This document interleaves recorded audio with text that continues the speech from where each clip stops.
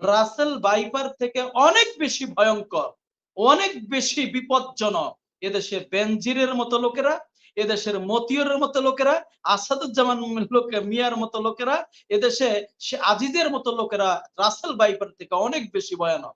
শাশুড়িও duplex উপহার দেয়, ওই অসভ্য শাশুড়িও কোনোদিন জিজ্ঞাসা করে না জামাইকে, জামাই তুমি তো সামান্য বেতনের চাকরি করো, তুমি কোথায় থেকে আমাকে ডুপ্লেক্স বাড়ি উপহার দাও। আজকে একজন মতিউরের কাছে কত হাজার কোটি টাকা, কত শত শত হাজার কোটি টাকার মালিক হয়েছে, তারা কোথা থেকে হয়েছে? নিচ্ছে হাজার হাজার শত শত মানুষকে কষ্ট দিয়ে। 5 থেকে 7 লাখ টাকার উপরে যারা কোরবানি দেয়, আমার কাছে মনে হয় দুদকের উচিত তাদের অর্থের উৎস খুঁজে বের করা। একেবারে খুব সেফ, এত কঠিন জিনিস না। দুদকের উচিত যারা 5 থেকে 7 লাখ টাকা কোরবানি দিয়েছে ঈদে, তাদের অর্থের উৎস খুঁজে বের করে, এটা আমি মনে করি এটা সময়ের দাবি। আমি জোর দাবি জানাচ্ছি এই দুদকের কাছে। আর যদি দুদক না পারে, তাহলে আমি বলবো বারবারই আমার কষ্টের ভিতর থেকে কথাগুলো, যে দুদক এটা বিলুপ্তি ঘোষণা করো। এই দুদকের কোনো দরকার নেই বাংলাদেশে।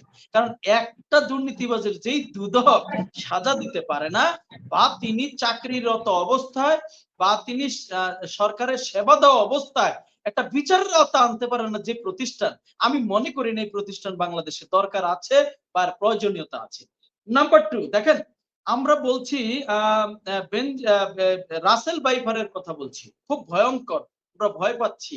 রাসেল ভাইপার থেকে অনেক বেশি ভয়ঙ্কর, অনেক বেশি বিপজ্জনক এদেশে বেনজিরের মতো লোকেরা, এদেশের মতিয়রের মতো লোকেরা, আসাদুজ্জামান মিয়ার মতো লোকেরা, এদেশে আজিজের মতো লোকেরা রাসেল ভাইপার থেকে অনেক বেশি ভয়ানক। রাসেল ভাইপার কামড় দিলে একজন মারা যায়, যাকে কামড় দেয় তাকে। আর একজন মতিউর রহমান শত শত এদেশের 20 কোটি মানুষকে, এদেশের রাষ্ট্রকে ধ্বংস করে দিচ্ছে। তার মানে এক রাসেল ভাইপার থেকে অনেক বেশি ভয়ঙ্কর এ সকল অসৎ ব্যক্তি, অসৎ ব্যবসায়ী, দুর্নীতিবাজ ব্যক্তিরা অনেক বেশি ভয়ঙ্কর আমি মনে করি। আমার দর্শক ভাই জিজ্ঞাসা করেছিলেন, প্রশ্ন করেছিলেন আমাদের করণীয় কি। চমৎকার প্রশ্ন ভাই। দেখেন, আপনারা আমার থেকে জানতে চেয়েছেন আমি বিএনপির করণীয় কি জানতে চেয়েছেন। আমি বিএনপি করি না, বিএনপির করণীয় কি সেটাও বলবো না। কিন্তু আমার যেটা বলার উদ্দেশ্য, আমার যেটা বলা যায়, সেটা হচ্ছে এটা একা বিএনপির দায়িত্ব না, এটা একা আমার দায়িত্ব না, এটা একা নজিবুল হক ভাইয়ের দায়িত্ব না, বা আদার্স মামুন হোসেন হাবিবের দায়িত্ব না।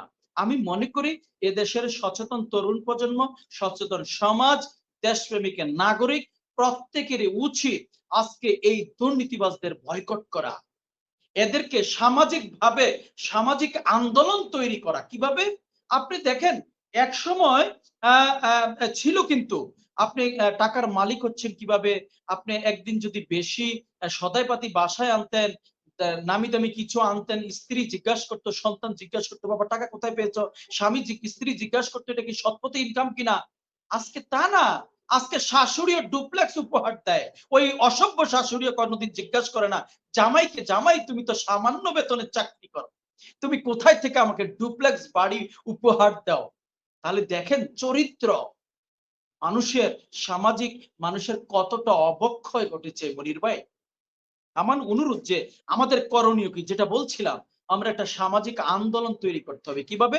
এই দুর্নীতিবাজদের সবাই আমরা চিনি, কিন্তু এরা আমাদেরই প্রতিবেশী, এরা আমাদেরই সমাজের অংশ, এই রাষ্ট্রের অংশ।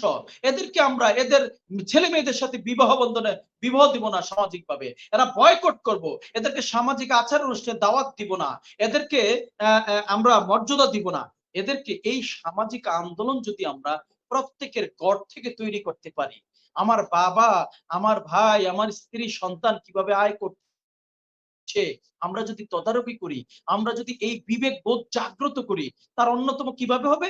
সেটা হচ্ছে ধর্মীয় শিক্ষা আমাদের মধ্যে থাকতে হবে, ইসলামী মূল্যবোধের শিক্ষা থাকতে হবে, মনুষ্যত্বের শিক্ষা থাকতে হবে। শুধু উচ্চ শিক্ষায় শিক্ষিত হওয়া, এই শিক্ষা দিয়ে আমরা এই সামাজিক কি বলে এই আন্দোলন গড়ে তুলতে পারবো না। বিবেক যদি জাগ্রত না করি, দেশপ্রেম জাগ্রত না করি, কারণ একজন মতিউরের জন্য, একজন বেনজিরের জন্য, একজন আজিজের জন্য লক্ষ লক্ষ কোটি মানুষ ভোগান্তির শিকার হচ্ছে। কারণ আজকে একজন মতিউরের কাছে কত হাজার কোটি টাকা, কত শত শত হাজার কোটি টাকার মালিক হয়েছে, তারা কোথা থেকে হয়েছে? নিচ্ছে হাজার হাজার শত শত মানুষকে কষ্ট দিয়ে। তারাই টাকার মালিক হয়েছে। আমার আজকে বাংলাদেশ নামক রাষ্ট্রের 100 বিলিয়ন ডলারের আজকে ঋণের বোঝা মাথায় নিয়ে আছে। অথচ এই দুর্নীতিবাজরা, এই অসভ্য মানুষগুলো এখনো বহাল তবিয়তে আছে। আমার খুব দুঃখ হয়। এই সরকারটি কি সরকার? এটা কোনো মনুষ্যত্ববোধ আছে এই সরকারে? যদি মনুষ্যত্ববোধ থাকতো, তার চোখের সামনে দিয়ে শত শত হাজার হাজার কোটি টাকা মালিক হচ্ছে, বিদেশে পাচার করছে, সরকার নির্দ্বিধায় বসে আছে, একটা দুর্নীতিবাজের বিচার করে না। আবার খুব ভাব নিয়ে বলে আমাদের সরকার জিরো টলারেন্স, দুর্নীতিবাজের প্রশ্রয় দেয় না। একটা দুর্নীতিবাজের বিচার করতে পেরেছেন? একটা দুর্নীতিবাজ ধরতে পেরেছেন? আজকে সাংবাদিকরা ধরছে, আজকে বিভিন্ন মিডিয়া সামনে আনছে, তারপর আপনারা বাহাবা নিচ্ছেন। এই সরকার? তাহলে সরকারের কাজটা কি? এই জন্য খুব কষ্ট হয়। আমার সেই দর্শকের উদ্দেশ্যে বলছি, ভাই আসুন, ঘর থেকে আমরা একটা সামাজিক আন্দোলন, সমাজ থেকে আমরা সামাজিক আন্দোলন গড়ে তুলি। দুর্নীতিবাজদের আমরা না বলি, সামাজিক ভাবে তাদের কি বলি, আমরা তাদের এড়িয়ে চলি। আমরা একটা সামাজিক আন্দোলন করার মাধ্যমে আগামী দিনে, এটা কোনো দলের দায়িত্ব না, কোনো ব্যক্তির দায়িত্ব না, এটা প্রত্যেকের ঈমানি দায়িত্ব। একজন দুর্নীতিবাজের বিরুদ্ধে রুখে দাঁড়া, সত্য কথা বলা, এটা ঈমানি দায়িত্ব। যদি ঈমান বোধ থাকে, দেশপ্রেম থাকে, মনুষ্যত্ববোধ থাকে, আসুন এই সকল দুর্নীতিবাজদের বিরুদ্ধে আমরা একটা সামাজিক আন্দোলন গড়ে তুলি। মানে কিয়ামতের মাঠে তো কেউ কারো দিকে তাকাইতে পারবে না, এটার নমুনা বাংলাদেশে শুরু হয়েছে। তার মানে বাংলাদেশের কিয়ামতের আলামত গুলার একটা বড় আলামত এই মতিউর রহমান সাহেব শুরু করছে।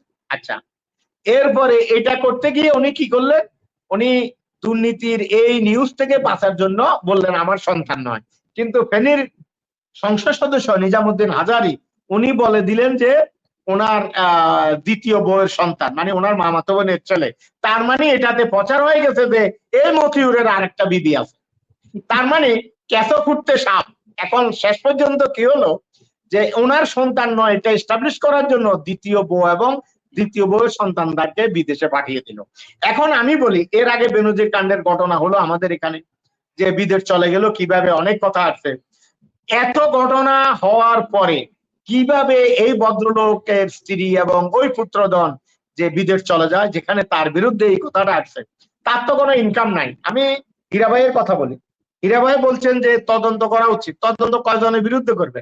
স্বাধীনতার পরেও বাংলাদেশে দুর্নীতির কথা ব্যাপকভাবে আসছিল, তবে তাতে জড়িত ছিল জনপ্রতিনিধিরা, সরকারি কর্মচারীরা দুর্নীতির সাথে এতটা জড়িত এটা আগে কখনো শোনা যায়নি। তবে বাংলাদেশে 80-র দশকের আগ পর্যন্ত, মানে 90-এর মহান গণঅভ্যুত্থানের আগ পর্যন্ত সরকারি চাকরির প্রতি মানুষের খুব একটা আগ্রহ ছিল না, এটার মধ্যে লোভ ছিল না। 90-এর মহান গণঅভ্যুত্থানের পর যারা সরকার গঠন করেছে, হাওয়া ভবন থেকে শুরু করে এবং বিভিন্ন ছাত্র নেতাদেরকে, 90-এর মহান ছাত্র নেতাদেরকে ব্যবসা বাণিজ্যের মধ্যে ঢুকিয়ে দিয়ে পরিস্থিতি এমন জায়গায় নিয়ে গিয়েছে যে দুর্নীতি মানেই একটা সহজ বিষয়। এখন পরিস্থিতি এটি হয়েছে, আপনি দেখুন সবাই দুর্নীতিবাদ,